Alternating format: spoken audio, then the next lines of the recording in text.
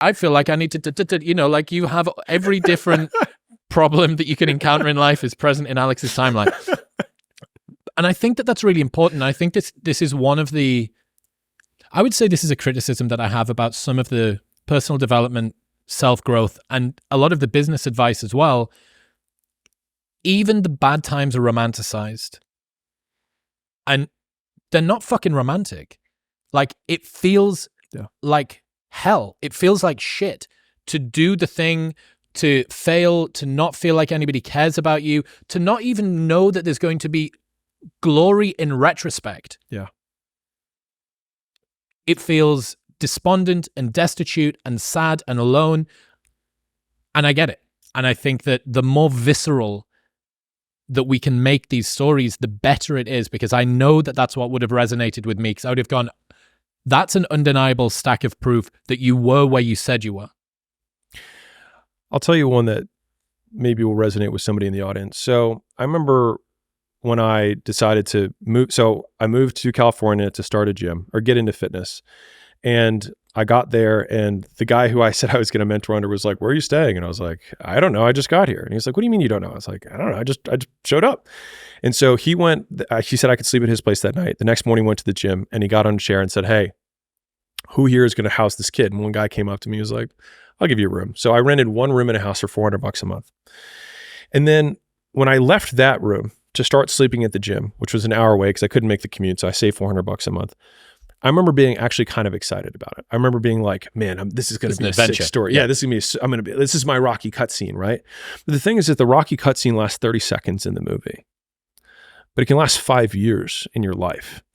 And when I was sleeping on the gym floor, I'll give you a detail that'll tell you that the stack of undeniable proof. Wait, you don't write anything down after conversations? This is Pocket. I never go anywhere without it. At the tap of a button, it records and creates organized notes based on your conversations. I use it at work, at the doctor's, and when I'm out and about. Was that my first gym was underneath of a parking garage. And so there's these metal dividers in the ceiling. And so cars would drive over this and it's a concrete box. And so it sounded like a gunshot, like and it would happen at all hours of the night. And probably the most painful from an emotional perspective experience that I would have on a regular basis was that it was also abandoned enough parking lot that college kids my age, would go up and party on the roof. And so like while they were partying literally above my head and making noise that would prevent me from sleeping, I would be down below in a dark warehouse in a city that I knew no one.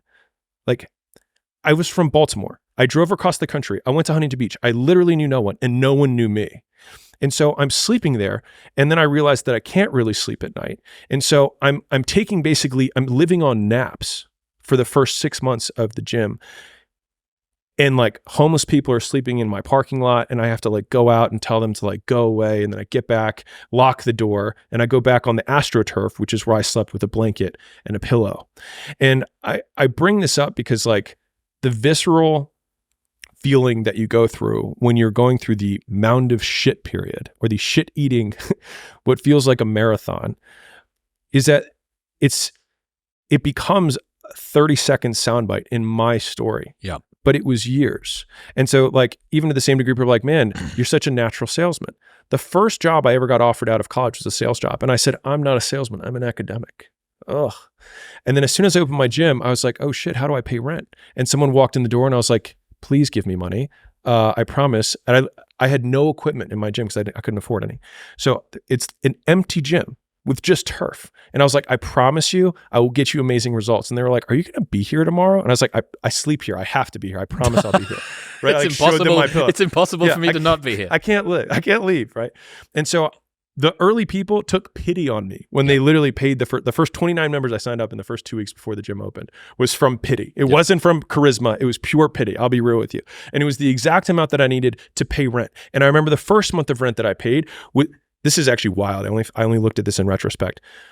I made exactly $4,972 my first month of my gym. My rent was $4,972. And I remember working like a dog to get that. I'd never made money in my life. Like I'd never like really asked anyone for money. And all of a sudden I had to come up $5,000 in a month. And then at the end of the month, I watched it go to zero. And then I was like, I have to do it again. And that was when like the reality of the situation of like, there was no escape. There was no one who was going to come to save me. And I couldn't blame my dad. I couldn't blame my mom. I was the one who had chosen this life. But the alternative was that I had to go back to my father, a failure, and have him look me in the eyes and say, I told you, and come here, don't worry about it. I told you this gym stuff, this fitness stuff, this starting your own business, it's for later. It's fine. Just go back. Hey, you've got this great degree. Just go to the business school to do the thing. And I knew exactly what had happened, but what would have happened after that is that for the rest of my life, he would have had absolute authority over everything that I did. And that felt like death. And so that was what I ran away from when I was in that moment. Like whenever I felt like my back was against the wall and I didn't know what to do, and it felt like the Instagram reels of like the motivation weren't going to get me through what I was going through because no one cared that I was sleeping alone. I let them know I'm sleeping on the floor. And a month later, when you're still sleeping on the floor, everyone's like, don't care. Like, great. You're pursuing your dream, right? Early days. Yeah. But despite that, the must be easy mantra is the easiest indicator that you have a victim mindset. Because what it means is, I can't achieve this thing because on some level, if you say must be easy, there's some level of desire that's there. You're like, I'd like to achieve some aspect of this. And then rather than feel the pain of saying that I'm inadequate or I'm not taking action, we cast our inadequacy on some outside object or some outside circumstance. And by doing that, we remove all agency and all power that we have over our lives. And for me, I would rather be somebody who has absolute power and have nothing to show for it than somebody who has all the things to show for it, but know that I'm life's bitch. Life being one protracted training montage is a really important lesson to learn. The fact that in the Rocky movie, it is 90 seconds and then everything is fixed. And that can last for decades. That can last for years. And I think that the lack of glory, the lack of certainty, it makes it turns it from worthwhile majesty into it's not even sufficiently triumphant to be called sad. Like it's just like weak and pissy and you have no idea if anything's going to work. But what's the alternative? Entropy is going to come and fucking get you. So what's the alternative? Like my Twitter bio says locally reversing entropy. Yeah. And I think that really is what you should try and do because it's going to fucking come for you. The lack of certainty is what actually makes it worth it. And so here's my point. Let's consider the alternative, which is that you are on the path and you are guaranteed to know that you're going to get the outcome. All of the mystery is gone. There is no excitement, which is why they said, in the the ancient Greeks would say that the gods always envied the mortals because their life was so ephemeral. They had so much chance that could happen to them, right? Where the gods always knew that they weren't going to die and it was completely guaranteed. And so what we do is we basically have this wish that if it actually came true, we would hate it even more than our current circumstance. If you knew that you were going to succeed, it wouldn't be worth doing to begin with. The fact that you are uncertain when you start is what makes it worthwhile. And the fallacy of being in the pursuit is the worry or the concern that it won't amount to anything because who you are becoming is the thing that you are amounting to in real time every day. We hired a big media agency last year to handle all of our meta ads. I spent well over 6 figures on. This was something that Mark Manson tweeted. He put it in his newsletter actually, and it made me think of a lesson that I learned a long time ago. Stop complaining about the results you didn't get from the work you didn't put in. The only way to become more successful than most people is to be willing to do something most people aren't willing to do. And this is that lean in mentality again. It's like, look, it sucks. It's shitty. You're tired. Everybody says that you're leaving your friends behind, leaving your family behind, betraying your culture, betraying whatever expectation it is that they have on you. You need to do something that most people aren't willing to do because, as we've said, the average American is obese, in debt, and divorced. Like, is that really? Oh, brilliant. Fantastic. I'm in the fucking center of the bell curve distribution here. That's really, congratulations. And then the other side, stop complaining about the results you didn't get from the work you didn't put in. Okay, so you didn't lose weight this month. Did you follow your diet? Well, I did for half the month. Okay, so is it any surprise that you didn't lose any weight? How's your content creation game going? Well, I spent a lot of time planning for the podcast that I'm going to release, or for the Instagram that I'm going to start, or from the Substack that I'm going to begin writing on. Okay. And what did you actually do? It comes back to like the work doesn't care. Yeah. Charlie Munger, in one of his seminal speeches, he talks about how to guarantee failure, how to make sure that you are a failure.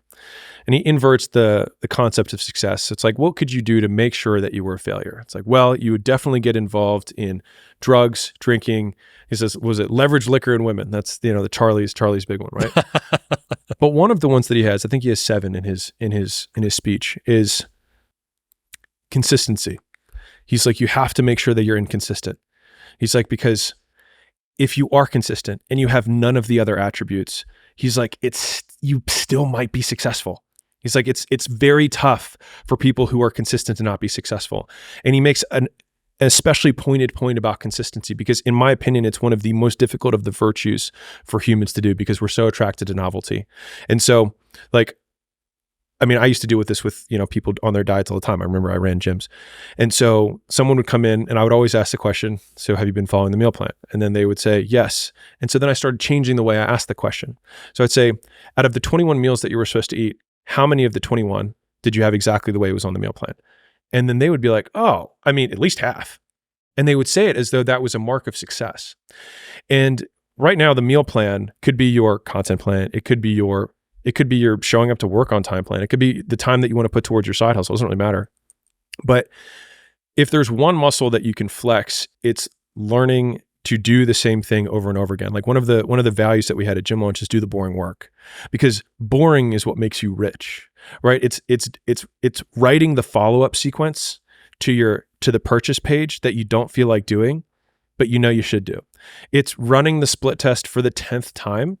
It's actually going through and prepping for 20 minutes before you have the meeting, because it's amazing how much smarter you can appear with 20 minutes of preparation. Like, you can appear 50 IQ points smarter if you just prepare for meetings for 20 minutes. I remember I did a consulting day, which I've only done 3 in my entire life. And when I showed up to the day, because I always want to make sure that everyone always gets more from me than they give me, I had taken, 4 hours. Not a long time, but a long time for, I think, some people. But for me, 4 hours is nothing. I count in hundreds, so this was irrelevant. And so I put like 4 hours and actually took the time and put it in to do research on the individual. So I looked at every single page they had, every landing page, every offer, everything. And I had 7 pages of things that I thought would make them more money. And so when I started, I was like, this is what we're going to go through today. And I'll walk you through line by line, and you'll have this as a take behind so you can execute it with your team. It was a bigger company. And the guy was shocked. He was like, never in my entire life has anyone had this much preparation. And that's when it goes back to, like, you need 20 podcasts to be in the top 1%. The bar for excellence, like, I have this timer that I have on my desk, which it's the easiest purchase you can make. I think it was like $7 on Amazon. It's a little twist kitchen timer. It's very easy. And it's been probably my biggest focus hack, to date, which is I turn it when I want to start working. And part of it allows me to think how long, I get better at predicting how long it's going to take me to do something. So I think this will take me 35 minutes. So I turn the clock to 35 and I click on, and then I start working on the thing. And the moment my phone rings or I look at Slack or whatever, I stop the timer. And so you actually see that your time on task is usually significantly less than you think it is. And I think that in my early days, I would spend a very long time in front of a computer telling myself that I was working with very few minutes actually on task. And that's why I think that most things are actually significantly easier than people think they are. They just don't know how to try hard. Because the harder that you try, the easier it gets.